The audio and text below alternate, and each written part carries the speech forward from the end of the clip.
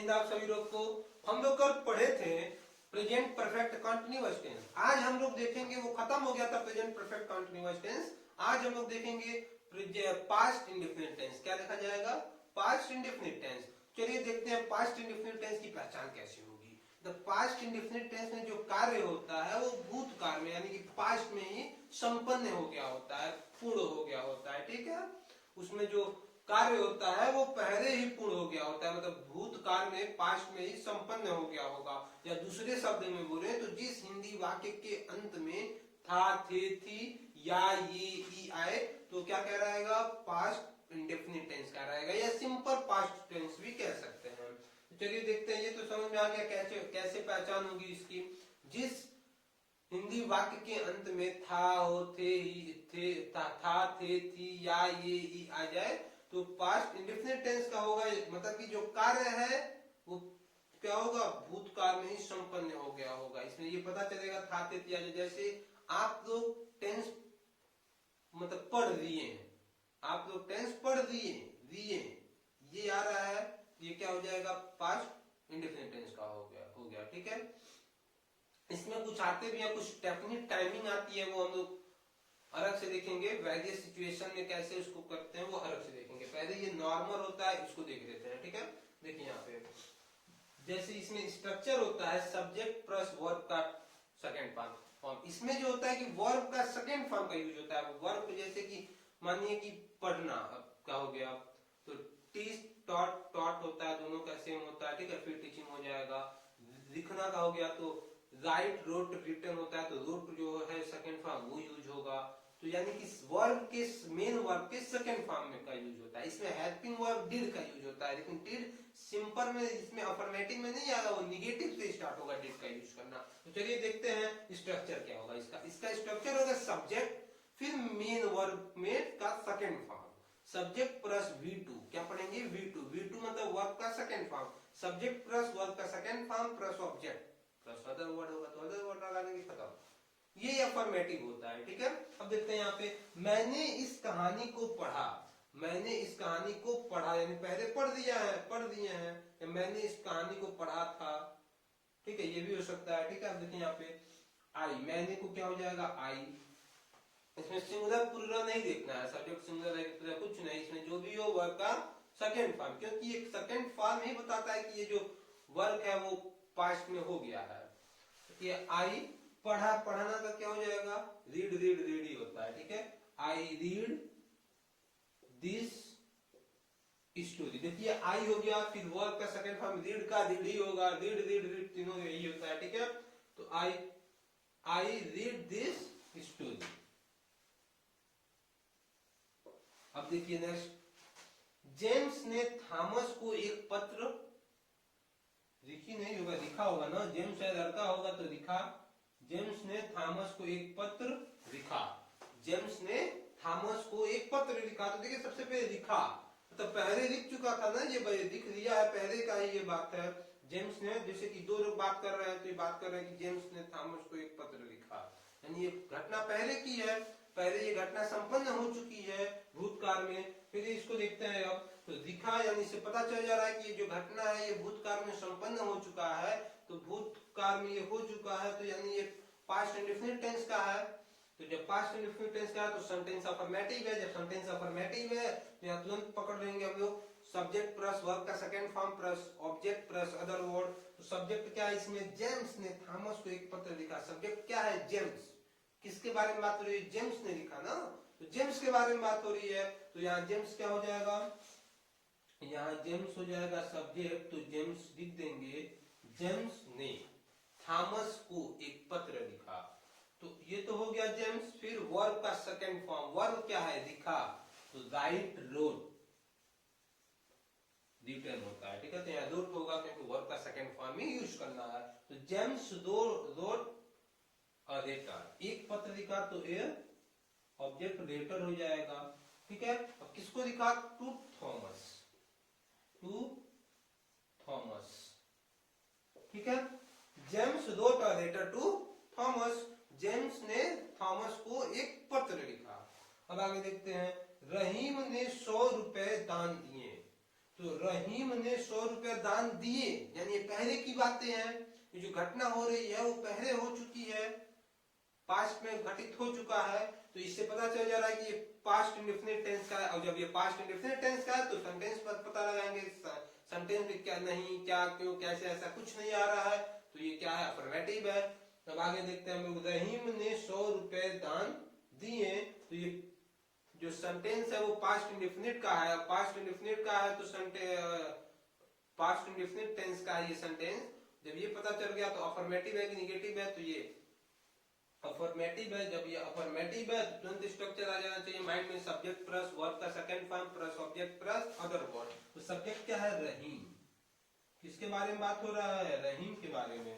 तो रहीम ने 100 रुपए दान दिए, या 100 रुपए या 100 रुपीज, ठीक है। देखिए यहाँ पे रहीम, अब क्या वर्ब क्या है, वर्ब पता है, वर्ब है, क्या कर रहा है रहीम, तो दान दे रहा है, दान दे रहा है, दान दे रहा है यानी डोनेशन, डोनेट, तो क्या हो जाएगा यहाँ पे, रहीम डोनेट लिख देंगे, डोनेट,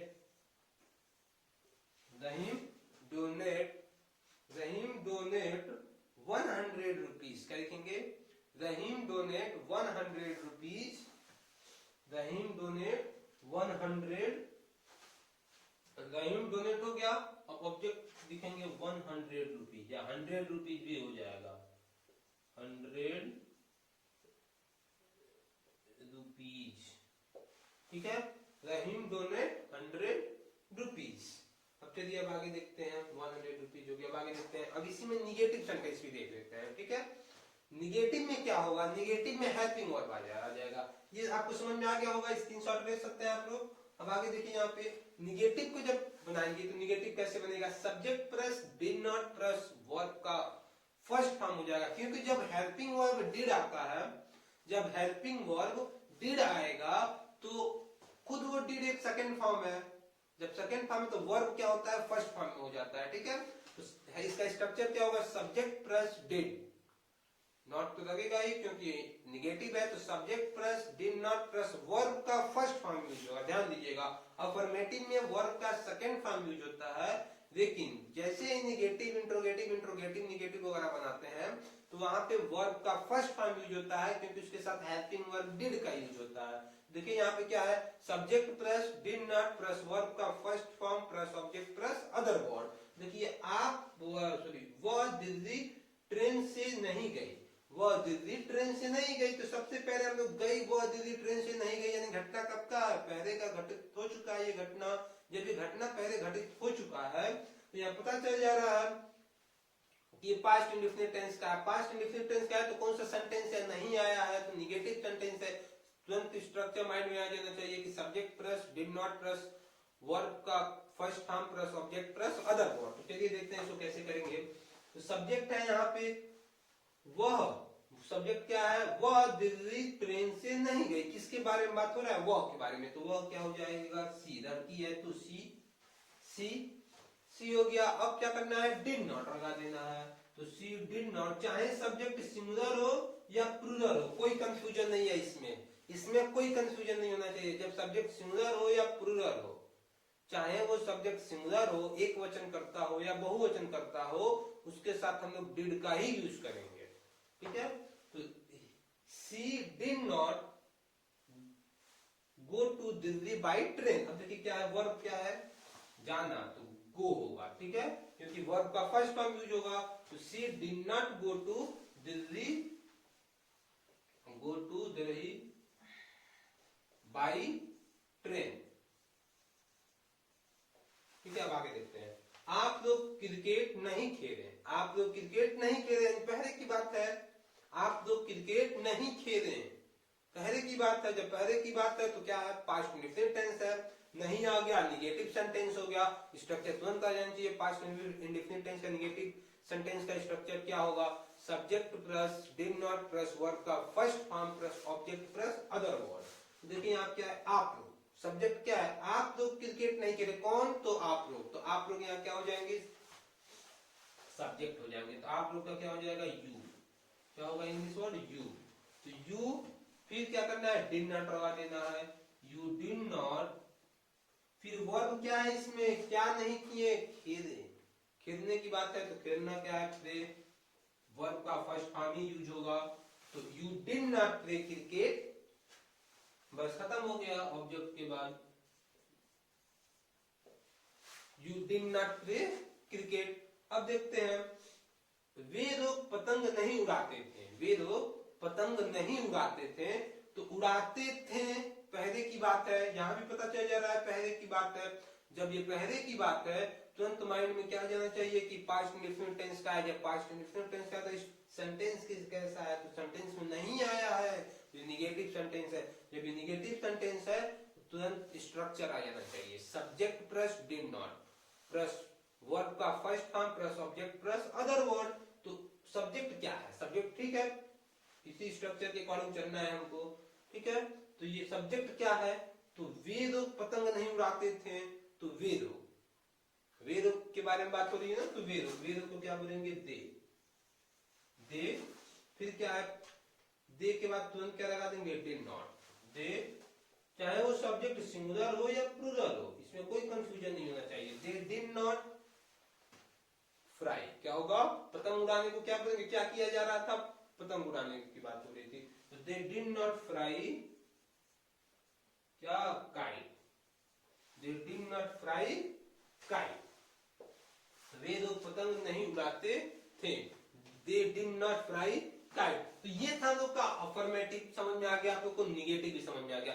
कल हम लोग देखेंगे इंट्रोगेटिव निगेटिव। तो आई होप कि आपको ये समझ में आया होगा। अब आपसे मिलते हैं अगले वीडियो में। जय हिंद।